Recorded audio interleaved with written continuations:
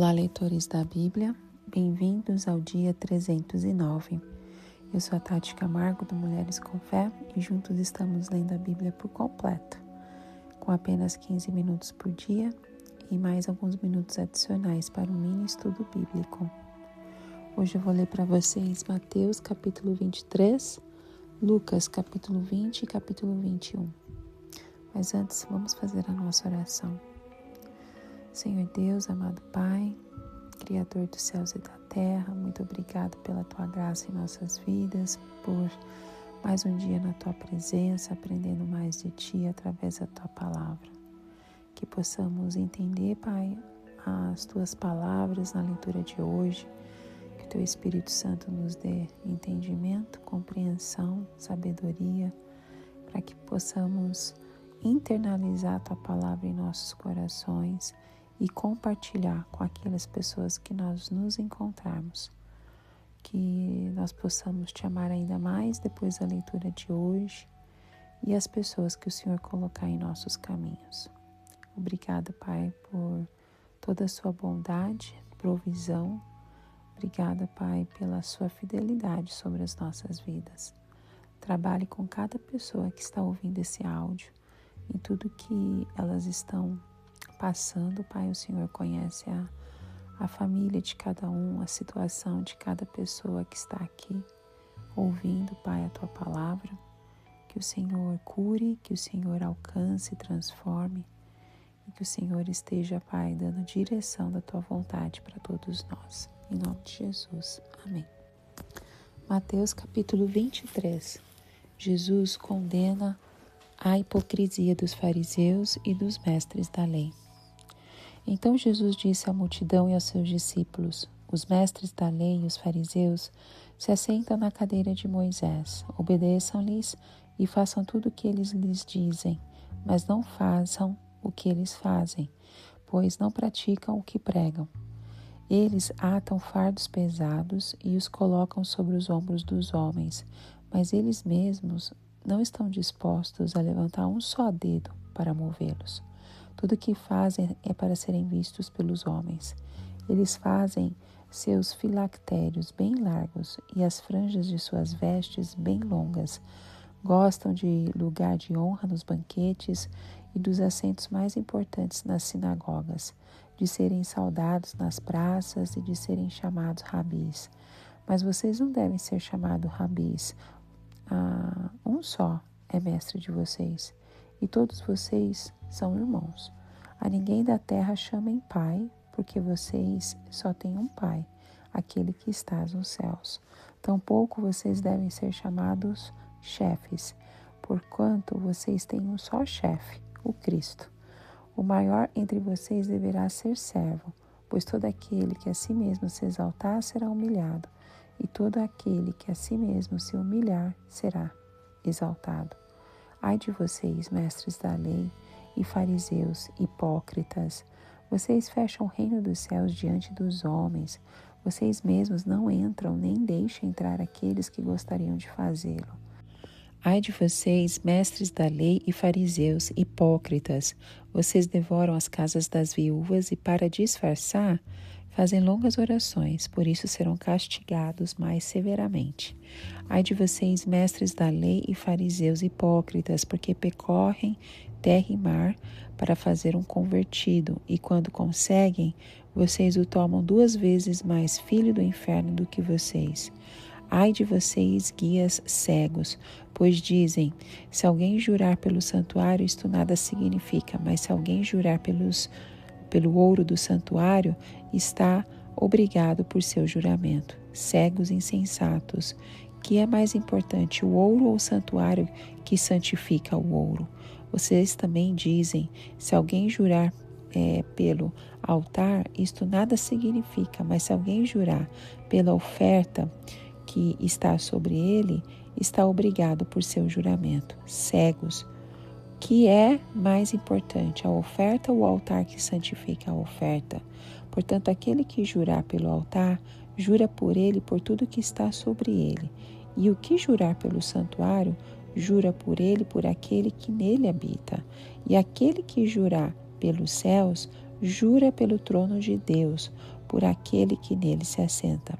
Ai de vocês, mestres da lei e fariseus hipócritas, vocês dão o dízimo da hortelã, do endro e do cominho, mas têm negligenciado os preceitos mais importantes da lei: justiça, misericórdia e a fidelidade. Vocês devem praticar estas coisas sem omitir aquelas. Guias cegos, vocês coam um mosquito e engolem um camelo. Ai de vocês, mestres da lei, fariseus hipócritas, vocês limpam o exterior do copo e do prato, mas por dentro deles estão cheios de ganância e cobiça. Fariseu cego, limpe primeiro o interior do copo e do prato, para que o exterior também fique limpo. Ai de vocês, mestres da lei e fariseus hipócritas, vocês são como sepulcros caiados, bonitos por fora, mas por dentro estão cheios de ossos e de todo tipo de imundice. Assim são vocês, por fora parecem justos ao povo, mas por dentro estão cheios de hipocrisia e maldade. Ai de vocês, mestres da lei e fariseus hipócritas, vocês edificam os túmulos dos profetas e adornam os monumentos dos justos e dizem: se tivéssemos vividos no tempo dos nossos antepassados, não teríamos tomado parte com eles no derramamento do sangue dos profetas. Assim vocês testemunham contra si mesmos que são descendentes dos que assassinaram os profetas. Acabem, pois, de encher a medida do pecado dos seus antepassados. Serpentes, raça de víboras, como vocês escaparão da condenação ao inferno? Por isso eu lhes estou enviando profetas, sábios e mestres. A uns vocês matarão e crucificarão, a outros açoitarão nas sinagogas de vocês e perseguirão de cidade em cidade. E assim sobre vocês recairá todo o sangue justo derramado na terra, desde o sangue do justo Abel até o sangue de Zacarias, filho de Baraquias, a quem vocês assassinaram entre o santuário e o altar. Eu lhes asseguro que tudo isto sobrevirá a esta geração. Jerusalém, Jerusalém, você que mata os profetas e apedreja os que lhes são enviados. Quantas vezes eu quis reunir os seus filhos, como a galinha reúne os seus pintinhos debaixo das suas asas, mas vocês não quiseram. Eis que a casa de vocês ficará deserta, pois eu lhes digo que vocês não me verão mais, até que digam: bendito é o que vem em nome do Senhor. Lucas capítulo 20. A autoridade de Jesus é questionada. Certo dia, quando Jesus estava ensinando o povo no templo e pregando as boas novas, chegaram-se a ele os chefes dos sacerdotes, os mestres da lei e os líderes religiosos e lhes perguntaram: com que autoridade está fazendo essas coisas? Quem te deu esta autoridade? Ele respondeu: eu também lhes farei uma pergunta. Digam-me, o batismo de João era do céu ou dos homens? Eles discutiam entre si, dizendo: se dissermos do céu, ele perguntará: então por que vocês não creram nele? Mas se dissermos dos homens, todo o povo nos apedrejará, porque convencidos estão de que João era um profeta. Por isso responderam: não sabemos de onde era. Disse então Jesus: tampouco lhes direi com que autoridade estou fazendo estas coisas. A parábola dos lavradores. Então Jesus passou a contar ao povo esta parábola. Certo homem plantou uma vinha, arrendou-a a alguns lavradores e ausentou-se por longo tempo. Na época da colheita, ele enviou um servo aos lavradores para que lhe entregassem parte do fruto da vinha. Mas os lavradores o espancaram e o mandaram embora de mãos vazias. Ele mandou outro servo, mas a esse também espancaram e trataram de maneira humilhante, mandando-o embora de mãos vazias. Enviou ainda o terceiro, e eles o feriram e o expulsaram da vinha. Então o proprietário da vinha disse: que farei? Mandarei meu filho amado? Quem sabe respeitarão. Mas quando os lavradores o viram, combinaram entre si, dizendo: este é o herdeiro, vamos matá-lo, e a herança será nossa. Assim lançaram-no fora da vinha e o mataram. O que lhes fará então o dono da vinha?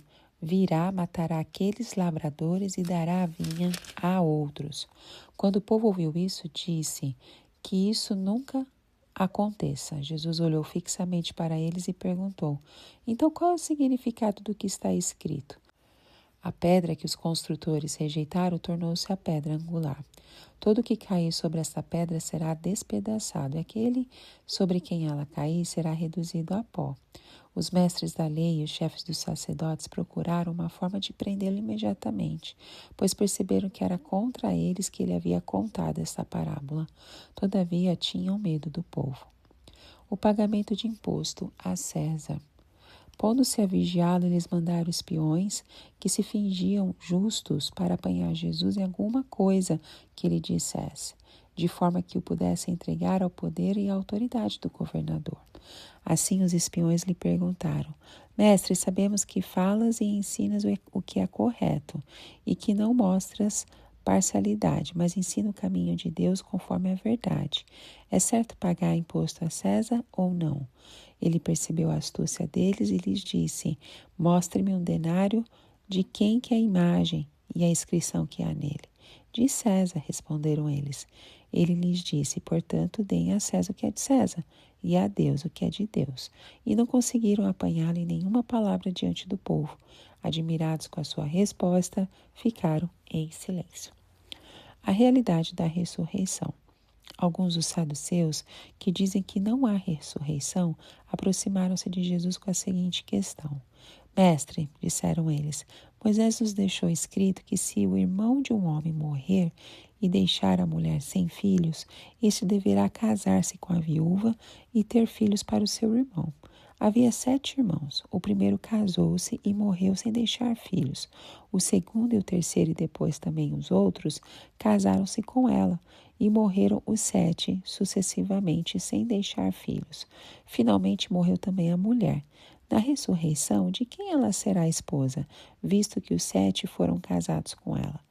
Jesus respondeu: Os filhos desta era casam-se e são dados em casamento. Mas os que forem considerados dignos de tomar parte da era que há de vir e na ressurreição dos mortos, não se casarão nem serão dados em casamento. E não podem mais morrer, pois são como os anjos, são filhos de Deus, visto que são filhos da ressurreição, e que os mortos ressuscitam. Já Moisés mostrou no relato da sarça, quando o Senhor ele chama Deus de Abraão, Deus de Isaque, Deus de Jacó. Ele não é Deus de mortos, mas de vivos, pois para ele todos vivem. Alguns dos mestres da lei disseram: Respondeste bem, mestre, e ninguém mais ousava fazer-lhe perguntas. O Cristo é o Senhor de Davi. Então Jesus lhes perguntou: Como dizem que o Cristo é filho de Davi? O próprio Davi afirma no livro de Salmos: O Senhor disse ao meu Senhor: Senta-te à minha direita até que eu ponha os teus inimigos como estrado para os teus pés. Portanto, Davi o chama Senhor. Então, como que é que ele pode ser seu filho? Estando todo o povo a ouvi-lo, Jesus disse aos seus discípulos: Cuidado com os mestres da lei. Eles fazem questão de andar com roupas especiais e gostam muito de receber saudações nas praças e de ocupar os lugares mais importantes nas sinagogas e lugares de honra nos banquetes. Eles devoram as casas das viúvas e, para disfarçar, fazem longas orações. Estes homens serão punidos com maior rigor. Lucas capítulo 21. A oferta da viúva. Jesus olhou e viu os ricos colocando suas contribuições nas caixas de ofertas. Viu também uma viúva pobre colocar suas pequeninas moedas de cobre e disse: Afirmo-lhes que esta viúva pobre colocou mais do que todos os outros. Todos esses deram do que lhes sobrava, mas ela, da sua pobreza, deu tudo que ela possuía para viver. O sinal do fim dos tempos. Alguns dos seus discípulos estavam comentando como o templo era adornado com lindas pedras e dádivas dedicadas a Deus.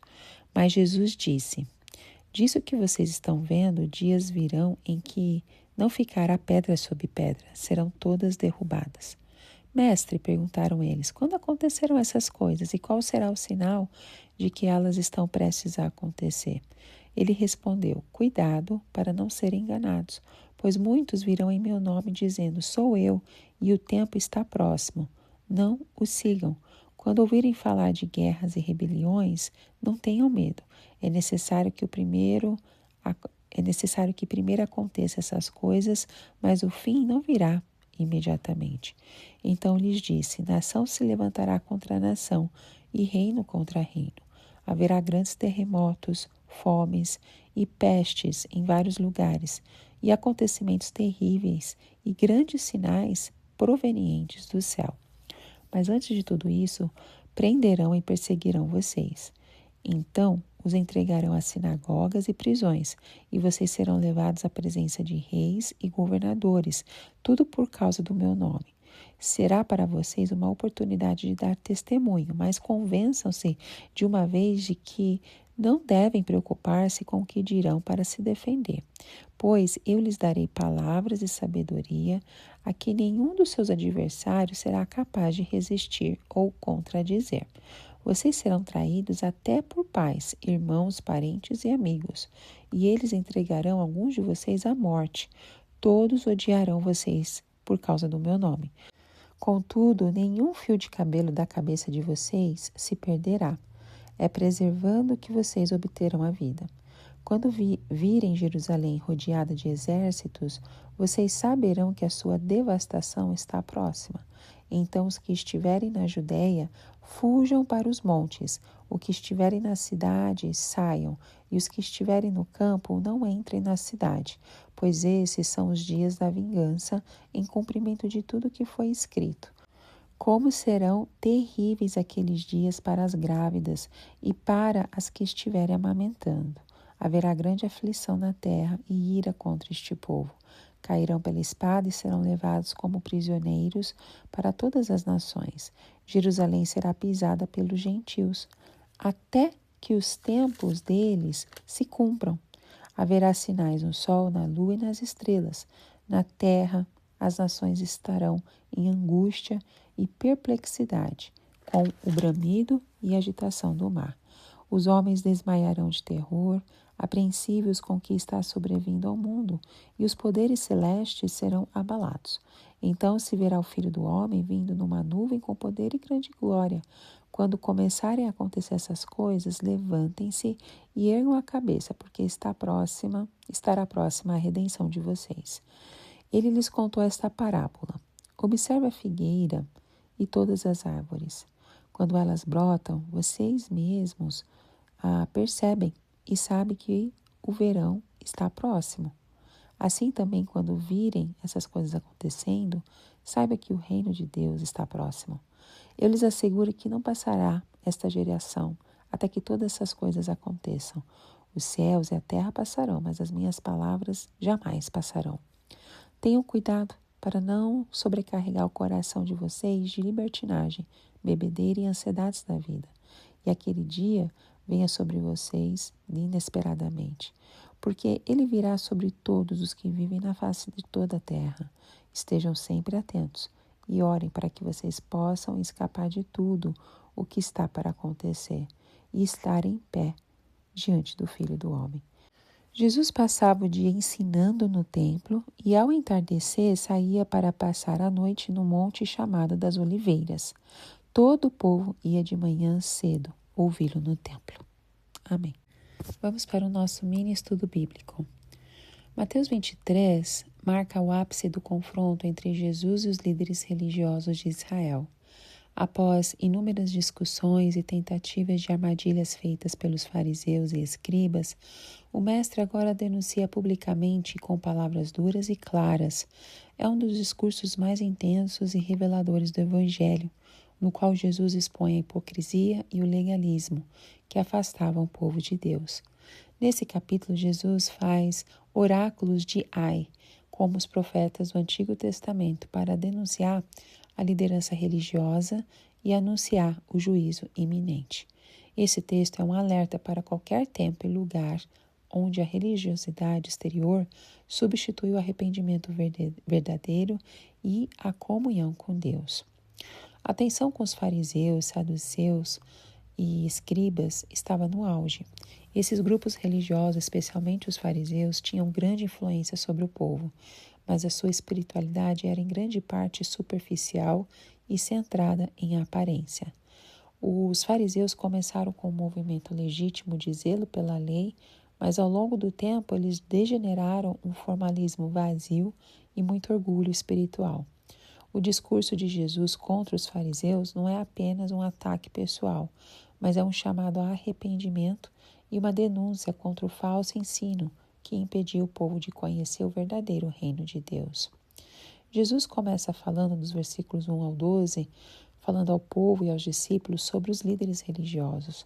Ele reconhece que os escribas e fariseus ocupam a cadeira de Moisés, ou seja, eles tinham a responsabilidade de ensinar a lei. Por isso Jesus orienta, obedeçam-lhes e façam tudo o que eles dizem, mas não façam o que eles fazem. Aqui Jesus já aponta o primeiro problema, a incoerência. Os líderes ensinavam corretamente alguns princípios da lei, mas sua vida estava em total desacordo com o que pregavam. É o clássico, faço o que eu digo, mas não faço o que eu faço. Além disso, eles impunham fardos pesados ao povo, regras e tradições humanas que iam além da própria lei de Deus, mas eles mesmos não se submetiam a este peso. Jesus também denuncia a vaidade desses homens, tudo o que fazem para serem vistos pelos homens. Seus filactérios e franjas, símbolos de piedade, eram usados de forma exagerada para impressionar. Por fim, Jesus ensina um princípio fundamental para a vida cristã, a humildade. O maior entre vocês deverá ser servo, pois todo aquele que a si mesmo se exaltar será humilhado, e todo aquele que a si mesmo se humilhar será exaltado. É uma lição que ecoa o próprio exemplo de Jesus, como nós lemos em Mateus 20. A partir do verso 13, Jesus profere uma série de oráculos de condenação, os famosos ais. Essa expressão era típica dos profetas do Antigo Testamento, ao anunciar o juízo divino, como vemos em Isaías capítulo 5. Os fariseus, ao invés de guiar o povo ao Messias, tornavam-se obstáculos. Eles se recusavam a entrar no reino e faziam de tudo para impedir que os outros entrassem. Jesus denuncia a exploração das viúvas, um pecado grave, já que a lei ordenava o cuidado com os necessitados. O zelo missionário dos fariseus era distorcido, eles convertiam as pessoas ao farisaísmo, não a Deus, tornando-as filhas do inferno. Os líderes religiosos faziam distinções absurdas sobre votos e juramentos, tentando contornar a seriedade do compromisso diante de Deus. Jesus critica o legalismo exagerado. Vocês dão o dízimo da hortelã, do endro e do cominho, mas negligenciam a justiça, a misericórdia e a fidelidade.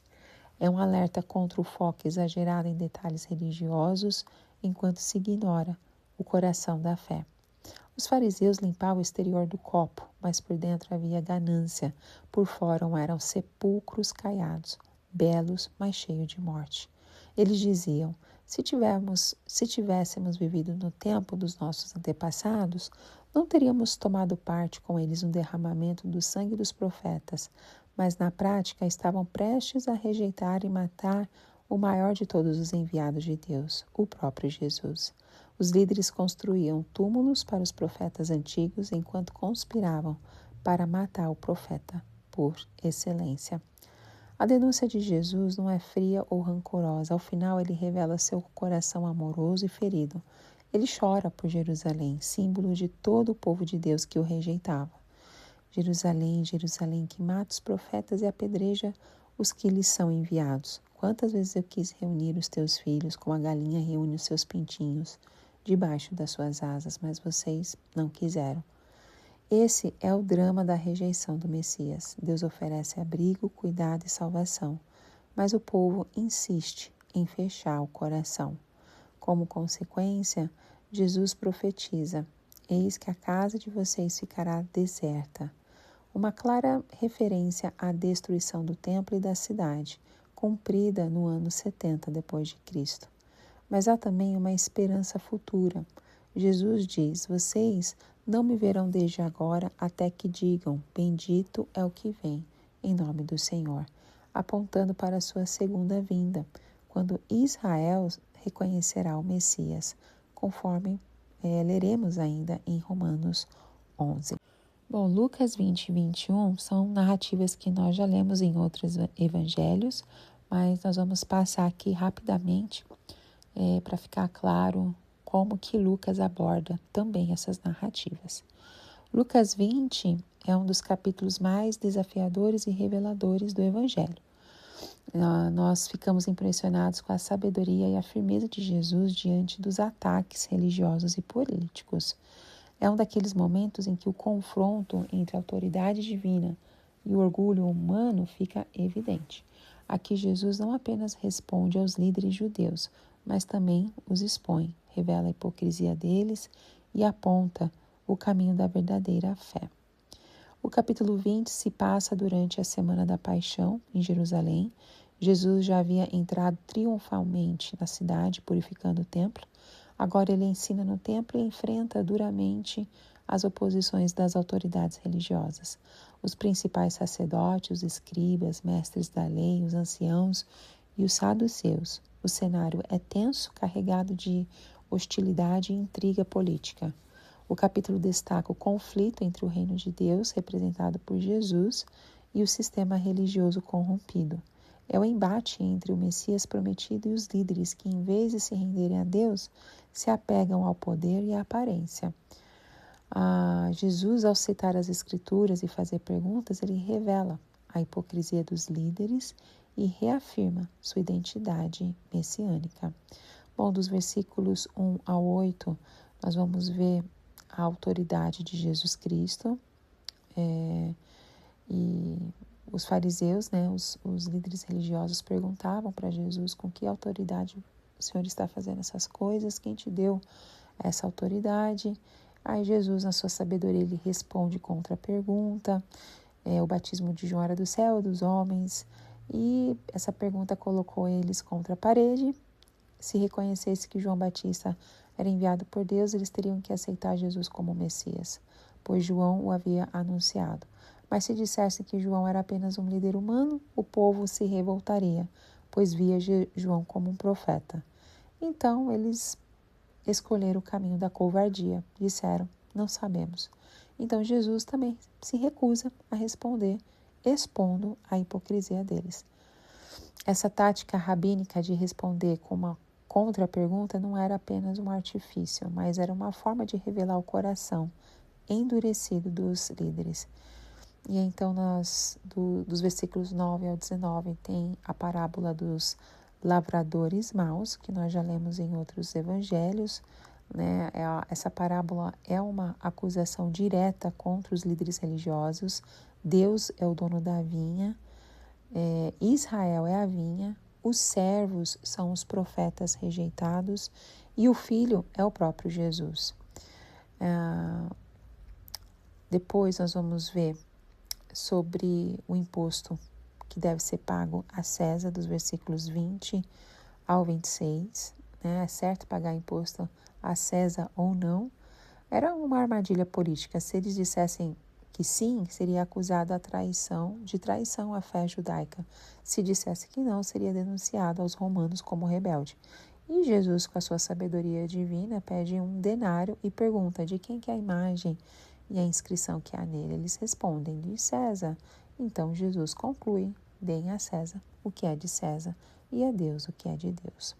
Depois, dos versículos 27 a 40, Jesus ensina sobre a ressurreição. Os saduceus, eles não acreditavam na ressurreição, então eles tentam ridicularizar essa doutrina com uma história absurda de uma mulher que se casou com 7 irmãos, um após o outro, conforme a lei do levirato. A pergunta deles é irônica, na ressurreição de quem que ela será a esposa, e Jesus responde com clareza, os que forem considerados dignos de tomar parte na era que há de vir na ressurreição dos mortos, não se casarão nem serão dados em casamento. A vida eterna não é uma simples continuação da vida presente, mas uma existência glorificada, sem morte, onde seremos como anjos, filhos de Deus e da ressurreição. Para provar a ressurreição, Jesus cita o episódio da sarça ardente, lembrando que Deus é o Deus de Abraão, Isaque e Jacó, e que ele é Deus dos vivos. e não dos mortos. Ao recorrer ao Pentateuco, os livros que os saduceus mais valorizavam, Jesus desmonta o argumento deles, afirmando a esperança da vida eterna. Os escribas, que eram fariseus e criam na ressurreição, reconhecem a sabedoria de Jesus. Respondeste bem, mestre. Depois Jesus revela sua verdadeira identidade, nos versículos 41 a 44, como dizem que o Cristo é filho de Davi, então aí ele cita o Salmo 110, onde Davi chama o Messias de Senhor. A implicação é clara, o Messias não é apenas descendente de Davi, mas é maior que Davi, é o Senhor divino. Essa pergunta ecoa o coração da fé cristã. Jesus é o filho de Davi segundo a carne, mas é o Senhor eterno, o Filho de Deus, aquele a quem todos devem se render. Depois Jesus denuncia os mestres da lei. Jesus adverte o povo contra a hipocrisia dos escribas. Cuidado com os mestres da lei. Eles buscavam status, reconhecimento, os melhores lugares nas sinagogas, nos banquetes. Pior ainda, eles exploravam as viúvas e faziam orações longas apenas para se aparecer. Jesus não tolera esse tipo de religiosidade vazia e a condenação é certa. Esses homens serão punidos com maior rigor. E o capítulo 21 de Lucas também é um capítulo cheio de contrastes, muito profundo. A gente fica impressionado como Jesus consegue ao mesmo tempo tratar de coisas tão simples como uma oferta e logo em seguida falar do fim dos tempos e a sua volta gloriosa. Esse capítulo revela tanto o olhar atento de Cristo para os detalhes da nossa fé, quanto a grandiosidade do plano de Deus para o futuro. O cenário desse capítulo é o Templo de Jerusalém, pouco antes da crucificação. Estamos nos últimos dias do ministério terreno de Jesus. É nesse contexto que ele denuncia a hipocrisia dos líderes religiosos e anuncia o juízo sobre Jerusalém, o templo e o mundo. O templo era o orgulho de Israel, principalmente pelas reformas grandiosas feitas por Herodes o Grande. A sua imponência não apenas impressionava os judeus, mas era famosa entre viajantes e historiadores romanos. No entanto, todo esse esplendor estava com os dias contados. Como Jesus profetizou, o templo seria destruído no ano 70 depois de Cristo, cumprindo as palavras do Senhor. O capítulo prepara o coração dos discípulos para dois temas essenciais: o sofrimento que viria para os seguidores de Cristo e a esperança certa do seu retorno em glória. Depois nós vamos ver dos versículos 1 ao 4 a oferta da viúva, nos ensinando sobre fé. Jesus observa as pessoas oferecendo suas contribuições no templo. Entre os ricos, ele nota uma viúva que deposita suas pequenas moedas. E Jesus, então, afirma: essa viúva pobre colocou mais do que todos os outros. Isso nos ensina que Deus não mede a oferta pelo valor material, mas pela sinceridade e pelo sacrifício. Aos olhos humanos, a contribuição da viúva era insignificante, mas para Deus foi preciosa, pois ela deu tudo o que ela possuía. Sua atitude revela uma fé confiante e generosa, que entrega o que tem nas mãos do Senhor. Depois Jesus anuncia a destruição do templo. Os discípulos admiravam as pedras do templo, como que o templo era construído. E Jesus declara: olha, dias virão em que não ficará pedra sobre pedra, serão todas derrubadas. E isso deve ter chocado os ouvintes. O templo representava a fé, a identidade e o orgulho nacional de Israel. Mas o problema não estava no prédio em si, mas no coração rebelde do povo e dos líderes. O templo se tornara símbolo de ostentação e religiosidade vazia, e por isso seria julgado. Essa profecia se cumpriu no ano 70 depois de Cristo, quando o exército romano, liderado por Tito, destruiu Jerusalém e o templo. Então Jesus fala sobre os sinais e as advertências que ele fez, como entender esses sinais do fim dos tempos. Os discípulos estavam confusos e eles perguntam: quando que vai acontecer essas coisas? E qual será o sinal de que elas estão prestes a acontecer? E Jesus responde com equilíbrio e sobriedade. Ele não se alimenta de especulações, mas orienta o coração dos seus seguidores. Vão vir falsos mestres, haverá guerras, revoltas, terremotos, fomes e pestes. Antes de tudo, os discípulos seriam perseguidos. Bom, esses sinais em parte ocorreram antes da destruição de Jerusalém e continuam ao longo da história como lembrete de que o mundo caminha para o juízo. O ponto central da fala de Jesus não é criar alarde, mas preparar os discípulos. As dificuldades seriam oportunidades para testemunhar. Será para vocês uma oportunidade de dar testemunho. E essa palavra nos desafia a ver as crises e perseguições não como derrotas, mas como momentos para proclamar a fé. Além disso, Jesus promete sabedoria e proteção. Nenhum fio de cabelo da cabeça de vocês se perderá. Essa promessa não anula o sofrimento, mas garante o cuidado de Deus em todo o processo. Qual que era o significado da destruição de Jerusalém? Jesus descreve de forma precisa o cerco e a destruição de Jerusalém. Quando virem Jerusalém rodeada de exércitos, vocês saberão que a sua devastação está próxima. Esse cerco aconteceu em 70 depois de Cristo, quando os romanos cercaram a cidade e causaram grande destruição. Jesus ainda afirma: Jerusalém será pisada pelos gentios até que os tempos deles se cumpram. Isso aponta para o tempo em que o domínio e a influência dos povos gentios continuaria sobre Jerusalém e o mundo até que se completasse o plano de Deus. Esse período segue até hoje, enquanto aguardamos o cumprimento final da redenção. Como que será o retorno glorioso de Cristo? Jesus amplia o olhar dos discípulos e fala do fim dos tempos. Sinais no sol, na lua, nas estrelas, angústia e perplexidade das nações, o Filho do Homem vindo em nuvem com poder e glória. A cena é majestosa e apocalíptica, semelhante às profecias de Apocalipse 21. Nesse momento, Jesus não virá mais como o humilde servo, mas como um rei glorioso.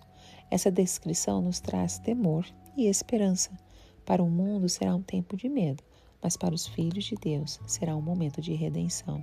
Levantem-se e ergam a cabeça, porque estará próxima a redenção de vocês. Jesus ainda conta a parábola da figueira, mostrando que, assim como as folhas anunciam o verão, os sinais indicarão que o reino de Deus está próximo. Por fim, ele alerta para a vigilância. Tenham cuidado para que seus corações não fiquem carregados de libertinagem, bebedeira e ansiedades da vida. Essa advertência nos lembra a necessidade de viver com sobriedade, fé e oração, aguardando o retorno do Senhor. Bom, terminamos aqui esses capítulos nos ensinando muitas coisas, principalmente esse último capítulo nos mostra que Deus vê o coração, não apenas o exterior. Como a viúva, nós somos chamados a entregar a Deus o que nós temos com sinceridade e fé. A grandiosidade das estruturas humanas, como o templo, é passageira. Só a palavra de Deus permanece. A história não caminha ao acaso. Guerras, crises e desastres revelam o cumprimento do plano de Deus. A perseguição é inevitável para os discípulos, mas também é uma oportunidade de testemunho. Jesus cuida de nós, mesmo em meio às adversidades. Ele nos dá sabedoria e segurança. A volta de Cristo é certa. Precisamos viver em vigilância, oração e esperança. A ansiedade, o prazer desenfreado e a distração espiritual pode nos afastar da eternidade. Precisamos cultivar um coração vigilante. O mundo será abalado, mas quem confia em Cristo permanece firme. Amém? Que Deus te abençoe grandemente e até o próximo áudio. Tchau, tchau.